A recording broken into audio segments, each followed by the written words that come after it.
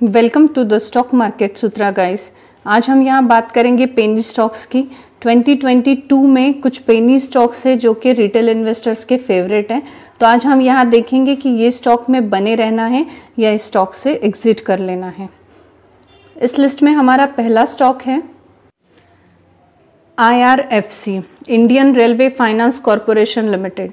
जी हाँ, Indian railway finance corporation limited, ये जिसका जब IPO आया था तो आपको पता ही ये बहुत पॉपुलर हुआ था और रीज़न भी बहुत ही सिंपल था कि IPO का जो प्राइस था ये IPO का प्राइस लिटरली बहुत कम था और इस वजह से इसमें रिटेल इन्वेस्टर का रिस्पांस बहुत अच्छा देखने को मिला, जिसके चलते कि हम समझ सकते हैं कि IPO बहुत फेमस हुआ। अब रिटेल इन्वेस्टर्स जो है वो प्राइस को लेकर जेन्युइनली IPOs में या किसी भी स्टॉक में एंटर करने की कोशिश में रहते हैं। इस स्टॉक में हम मैक्सिमम चार्ट पैटर्न में देख सकते हैं कि ये 12.15% से डाउन है, यानी इसका जो परफॉर्मेंस है ये कुछ भी इसने नहीं दिया है। मैक्सिमम चार्ट पैटर्न आप देख सकते हैं कि कुछ भी खास हमें इसमें देखने को नहीं मिल रहा है। काफ़ी फ्लैट परफॉर्मेंस हमें इस स्टॉक का देखने को मिल रहा है, लेकिन बस कंपनी छोटी है, यानी छोटी in the sense not the sense in market cap, यानी मार्केट कैप 28 करोड़ का है। प्राइस में कंपनी छोटी है तो रिटेल इन्वेस्टर इसमें ज़्यादा से ज़्यादा इन्वॉल्व होने को देखते हैं। लेकिन एक चीज़ जो है ये जानने जैसी है कि कंपनी जितनी छोटी होगी in the sense of price, उसका परफॉर्मेंस या उसका मूवमेंट उतना ही स्लो होगा, और कंपनी जितनी बड़ी होगी उसका मूवमेंट उतना ही फास्ट देखने को मिलेगा। यानी अगर 6000 का कोई स्टॉक है तो वो 6500 तक बहुत जल्द ही रीच कर लेगा, लेकिन वही आप ये 21 रुपीज़ के स्टॉक को 30 रुपीज़ का होने तक या 25 का होने के लिए काफ़ी समय लगेगा। यानी ये काफ़ी स्लो ये करेगा, मूवमेंट देगा। अब रही बात इंडियन रेलवे फाइनेंस कॉरपोरेशन की, तो कंपनी खराब नहीं है गाइस, कंपनी अच्छी है। मोनोपोली टाइप का स्टॉक भी है ये, हम कह सकते हैं। रेलवे को फाइनेंस प्रोवाइड करने वाली ये एक ही कंपनी है, और आपको पता ही है कि रेलवे जो है इसके बिजनेस में ग्रोथ हो रही है, तो डेफिनेटली हमें IRFC के बिजनेस में भी ग्रोथ देखने को मिलेगी। बस बात ये है कि टाइम लगेगा, और टाइम कितना लगेगा ना ये मैं बता सकती हूँ ना कोई और। तो अगर आप में पेशेंस है तो आपको इस स्टॉक में डेफिनेटली इन्वेस्ट करना चाहिए। हमारी लिस्ट का सेकेंड स्टॉक है RVNL यानी रेल विकास निगम लिमिटेड। ये RVNL जो है इसमें कुछ प्लस माइनस हमें देखने को मिले हैं डेफिनेटली। इस कंपनी का अगर हम मैक्सिमम चार्ट पैटर्न देखेंगे तो आप यहाँ देख सकते हैं कि मैक्सिमम चार्ट पैटर्न ने ये कंपनी ने कम समय में 75% के रिटर्न्स बनाकर दिए हैं। ये कंपनी नई ही है, कुछ बहुत पुरानी नहीं है।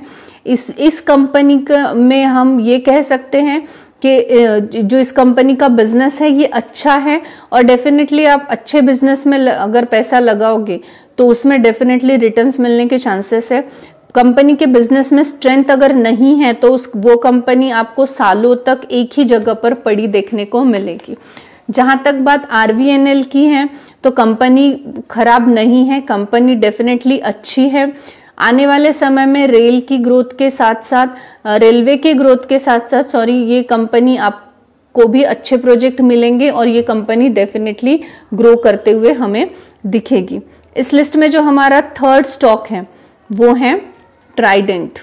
जी हाँ, ट्राइडेंट लिमिटेड, ये स्टॉक हमने 3 रुपये पे देखा था। अगर आप कोविड से पहले इस स्टॉक को देखे होंगे तो 3 रुपीज़ पे भी देखा था, और ये स्टॉक का जो प्राइस था ये 70 रुपीज़ तक भी हाई जा चुका है। 60-70 के बिटवीन हमने इसको देखा, लेकिन स्प्लिट ये कॉरपोरेट एक्शन के चलते ये स्टॉक हमने 3 रुपये पे 7 रुपये पे भी देखा। फिर कोविड पीरियड में हमने देखा थोड़ा फ्लैट परफॉर्मेंस देखने को मिला, और फिर ये स्टॉक ने अच्छी खासी रिकवरी दिखाई। आप देख ही सकते हैं 38 रुपीज़ पर करंट प्राइस है ये स्टॉक का। और अगर हम इसका चार्ट पैटर्न देखेंगे तो एकदम शानदार चार्ट पैटर्न है, अप ट्रेंड वाला है। हाँ, थोड़े बहुत फ्लैट्स आएंगे ही, यहाँ पे भी आप देख सकते हैं, लेकिन फिर भी अप ट्रेंड का चार्ट है, एकदम शानदार है। स्मॉल कैप कंपनी के हिसाब से, पेनी स्टॉक के हिसाब से काफ़ी शानदार प्राइस है। अगर इसका स्प्लिट नहीं हुआ होता 1:10 का, तो ये स्टॉक हमें ये पेनी स्टॉक के लिस्ट में देखने को नहीं मिलता, ये अच्छा खासा ग्रो कर चुका होता। और अगर हम इसकी फंडामेंटल्स की बात करें तो फंडामेंटल के हिसाब से भी ये स्टॉक अच्छा खासा है, इसमें फंडामेंटली भी ग्रोथ दिखाई है और भविष्य में भी दिखाने की एक्सपेक्टेशंस हम इससे रख सकते हैं। इस लिस्ट में हमारा नेक्स्ट स्टॉक है यस बैंक। अब यस बैंक के बारे में अगर कहा जाए तो यस बैंक जो है इसको आरबीआई और गवर्नमेंट दोनों ही हेल्प करती है। ये हमने देखा है एसबीआई यस बैंक को कि आरबीआई और गवर्नमेंट दोनों की तरफ से ही इसमें हमें हेल्प देखने को मिलती है, यानी इसके डूबने के चांसेस कम हैं, हम ऐसा भी कह सकते हैं। और रीज़न सिर्फ यही है कि अगर कोई बैंक किसी कंट्री की डूबती है तो इंटरनेशनल लेवल पे बहुत ही बैड इंप्रेशन पड़ेगा, और इसके चलते यस बैंक के डूबने के चांसेस कम है, क्योंकि इसको आरबीआई और गवर्नमेंट दोनों तरफ से ही क्विक हेल्प प्रोवाइड हो जाएगी। अगर हम इसका मैक्सिमम चार्ट पैटर्न ओपन करें तो आप यहां देख सकते हैं मैक्सिमम चार्ट पैटर्न में ये स्टॉक 400 तक का भी था और बाद में वो उससे जो नीचे आके 16 रुपीज़ का हो गया है। इसके पीछे का जो कारण है वो एनपीए है, डेफिनेटली आपको पता ही है एसबीआई यस बैंक के साथ क्या हुआ है। और यस बैंक का जो एनपीए क्लियर अगर हो जाता है तो हम एक्सपेक्ट कर सकते हैं कि इसका परफॉर्मेंस भी अच्छा हो सकता है। हाँ, एक दो बार इसके नंबर्स भी हमें कंसिस्टेंसी से अच्छे दिखे थे, फिर इसमें कंसिस्टेंसी हमें देखने को नहीं मिल रही है, यानी इसके नंबर कंसिस्टेंसी से अच्छे नहीं आ रहे हैं। ये स्टॉक न्यूज़ के बेसिस पर थोड़ा बहुत चलता है, हम कह सकते हैं बढ़ता है या हमें तेजी देखने को मिलती है, लेकिन एनपीए क्लियर होने तक इसका कोई भी फ्यूचर नहीं है। ये स्टॉक हम लर्निंग के लिए अच्छा है कह सकते हैं, बट अर्निंग के लिए ये स्टॉक जब तक एनपीए क्लियर ना हो तब तक तो इसमें अर्निंग की एक्सपेक्टेशन रखना गलत ही होगा। अब इस लिस्ट में हमारा जो नेक्स्ट स्टॉक है वो है सुज़लॉन एनर्जी लिमिटेड। जी हाँ, सुज़लॉन एनर्जी ये बहुत सारे लोगों का फेवरेट स्टॉक है, बहुत रिटेल इन्वेस्टर्स का है, और रीज़न बड़ा ही सिंपल सा है कि ये 400 की रेंज का स्टॉक आज सिर्फ 8 रुपीज़ में मिल रहा है। बस यही एक कारण है जिस वजह से काफ़ी रिटेल इन्वेस्टर्स का ये फेवरेट स्टॉक है। लेकिन गाइस, जो आप इसका चार्ट देख सकते हैं, टोटल डाउन ट्रेंड में है, चार्ट में कोई दम नहीं है, इसके बिजनेस में स्ट्रेंथ नहीं है, टेम्पररी अच्छा परफॉर्मेंस देता है क्योंकि ऐसे स्टॉक्स में ऑपरेटर का वास्तव्य होता है, आपको पता ही है। कंपनी इतना खराब परफॉर्म कर चुकी है कि आप मैक्सिमम चार्ट पैटर्न में देख सकते हैं 93.58% निगेटिव में है, यानी अगर किसी ने 100 रुपीज़ इन्वेस्ट किए होंगे तो उसको 93% का लॉस हो चुका है, यानी उसके 100 रुपीज़ की वैल्यू आज सिर्फ 7 रुपीज़ बची है। तो आप समझ ही सकते हैं कि कंपनी कितना खराब परफॉर्मेंस दे रही है। इसके अलावा कंपनी पे कर्ज बहुत ज़्यादा है जो कि वो पे नहीं कर पा रही है, जिस वजह से कंपनी की ग्रोथ नहीं देखने को मिल रही है। हाँ, एक होप है रिटेल इन्वेस्टर में कि कोई बड़ा प्लेयर आके इसको बाय करेगा। तो गाइज, अगर कोई बड़ा प्लेयर आता भी है और सुज़लॉन एनर्जी को बाय करता भी है तो आपको कोई भी बेनिफिट नहीं मिलने वाला, आपके शेयर कैंसिल हो जाएंगे। अब ये कॉरपोरेट एक्शन है जिसको हम यहाँ डिस्कस नहीं कर सकते, उस पर एक अलग सा वीडियो मैं बना लूँगी। इसके बाद जो हमारा थर्ड स्टॉक है, सॉरी थर्ड नहीं, हमारा नेक्स्ट स्टॉक है वो है GTL infrastructure, GTL infra limited. तो इंफ्रास्ट्रक्चर लिमिटेड, जो जीटीएल इंफ्रास्ट्रक्चर लिमिटेड है, ये रिटेल, ये एक हम इसे कह सकते हैं कि ये एक काफ़ी फेमस स्टॉक है और इससे रिलेटेड एक अलग ही क्रेज़ देखने को मिलता है।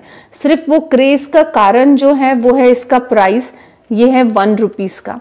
अब सिर्फ 1 रुपीज़ का स्टॉक है, इस वजह से इसमें क्रेज़ है, ऐसा भी नहीं है। ये 100 रुपीज़ का स्टॉक है जो कि हमें 1 रुपीज़ में मिल रहा है, ये 100 रुपीज़ का स्टॉक हमें 1 रुपीज़ में आज मिल रहा है। एकदम ही डाउन ट्रेंड वाला चार्ट है, आप देख सकते हैं। अगर ये जो GTL इंफ्रास्ट्रक्चर लिमिटेड अच्छा स्टॉक है तो इसमें इंस्टीट्यूशन क्यों नहीं है बड़े बड़े, इसमें म्यूचुअल फंड, DII या FII देखने को क्यों नहीं मिल रहे? क्योंकि ऐसे स्टॉक्स का कोई फ्यूचर नहीं होता। आप इसके चार्ट पैटर्न पे देख सकते हैं 93.65% का ये जो है निगेटिव है, यानी एक रफली हम 100 रुपीज़ अगर यहाँ पे जिसने बाय किया होगा उसका जो वैल्यू है आज 1 रुपये में ये स्टॉक मिल रहा है, यानी 99% का लॉस हो चुका है। 100 का सिर्फ 1 रुपये का वैल्यू बचा है उसका। तो आप समझ ही सकते हो कि ये कितना बोलते हैं ना एकदम खराब परफॉर्मेंस वाला स्टॉक है। इस स्टॉक का कोई फ्यूचर नहीं है। मैं इसको ना लर्निंग में कंसिडर करना चाहूँगी ना अर्निंग में। तो डेफिनेटली ऐसे स्टॉक से हमें दूरी रहना चाहिए जिसका जो चार्ट पैटर्न है एकदम ही डाउन ट्रेंड में है। अब जो इस लिस्ट में हमारा नेक्स्ट स्टॉक है और हमारा लास्ट स्टॉक है वो है ऊर्जा ग्लोबल। ऊर्जा ग्लोबल लिमिटेड ये लर्निंग वाला स्टॉक है, अर्निंग वाला अभी भी हम इसको नहीं कह सकते हैं। ये ग्रीन एनर्जी और क्लीन एनर्जी में से रिलेटेड है और इसका अगर हम मैक्सिमम चार्ट पैटर्न देखेंगे तो अच्छा है। परफॉर्मेंस मैक्सिमम चार्ट पैटर्न का अप एंड डाउन है। ऐसे जो स्मॉल स्टॉक्स होते हैं इनमें ऑपरेटर का भी वास्तव्य होता है, लेकिन ग्रीन एनर्जी, क्लीन एनर्जी जो है इसमें अभी सभी सेक्टर में ये अच्छा सेक्टर परफॉर्म कर रहा है और इसके चलते हम देख रहे हैं कि छोटे छोटे जो स्टॉक्स है उनको भी ऑर्डर्स अच्छी मिल रही है। उसी के चलते ऊर्जा ग्लोबल को भी अच्छी ऑर्डर्स मिल रही है जो कि थोड़ा अच्छा परफॉर्मेंस दे रहा था, अभी हमें फिर से नीचे डाउन देखने को मिल रहा है। कंपनी कैसी, अगर हम इसके बारे में बात करें तो गाइज ये एकदम स्मॉल कंपनी है, छोटी है और इसने जो मैक्सिमम रिटर्न्स भी आप देख सकते हैं 10,000% के बनाकर दिए हैं। ऐसे नहीं कि नहीं, लेकिन बस वैसे कंपनी का जो फ्यूचर है वो हम कह सकते हैं ग्रीन एनर्जी, क्लीन एनर्जी में अच्छा है, लेकिन इनमें आपको इन्वेस्ट हमको छोटा मोटा अमाउंट करना चाहिए। ये पेनी स्टॉक्स है इसलिए पहले तो, दूसरा आपको होल्ड करके रखना पड़ेगा। अगर आप में होल्ड करने की क्षमता है तो ही इससे आप कुछ आउटकम ले सकते हैं। जैसे कि मैंने आपको कहा प्राइस जितना कम होगा उसका मूवमेंट उतना ही स्लो होगा, तो इसका स्लो मूवमेंट होगा। अगर आपने इसको होल्ड की यानी करेंगे तो आपको 10,000% के भी रिटर्न्स मिल सकते हैं। आई होप आपको ये इन्फॉर्मेशन इन्फॉर्मेटिव लगी होगी। Thanks for watching guys.